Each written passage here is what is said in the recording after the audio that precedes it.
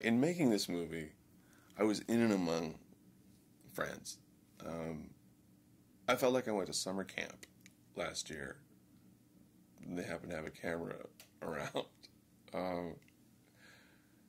Everyone had just the best of intentions to not take this as seriously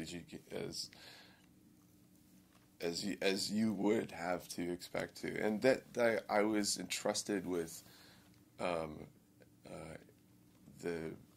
the stripe of being an executive producer on this was really helpful because it allows you to have a stronger sense of collaboration with the studio, with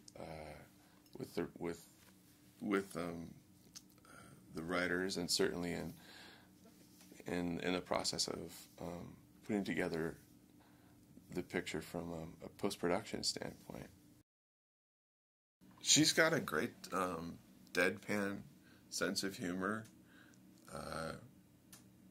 She's quite a physical actress. I wasn't familiar with everything. And she doesn't have a problem with sending herself up. There's a great montage scene in the end, and, well, everyone. He's out of his element. He's the everyman in the gray business suit. He comes from the big city. Maybe there are certain socioeconomic factors that made him have to take this job to impress his family, and he wants to do well. But he's in way over his head. He has to build a complete housing development from scratch. He doesn't really know anything about construction whatsoever. And he sort of stumbles into this job. Now, he's going to make the best of it. And he's going to get his wife, who's played by the lovely and talented Brooke Shields, back in his good books and make sure that she's happy, and he's going to win over the affection of his son, who's now a teenager and knows everything and is a bit of a grump. And there's nothing that's going to stand in his way. Dan doesn't really take into consideration, given that he's just slightly misprioritized.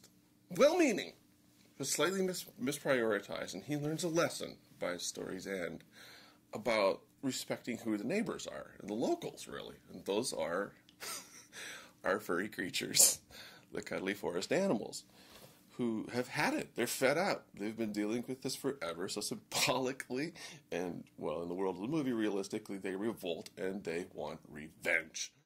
To meet him, he is probably among the sweetest, most diminutive, funny, differential, helpful guys, and then he just snaps, and he becomes like an X-Acto blade. And then he flips back and forth, and he's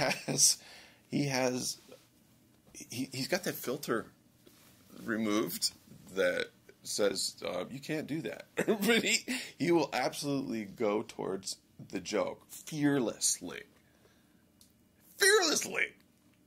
My kind of guy, my kind of actor. Pretty much is there to just prove the point that this is a movie. You're here to have fun. If you sat through it all the way and you're still watching the credits and you're having a good time, well, here's just a little bonuses, a little something extra for you.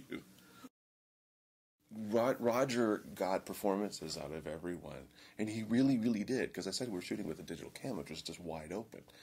And Roger Kumble was playing every part in the movie while he was directing it. He would run in and he would play it, and then he would jump out and he would never call cut.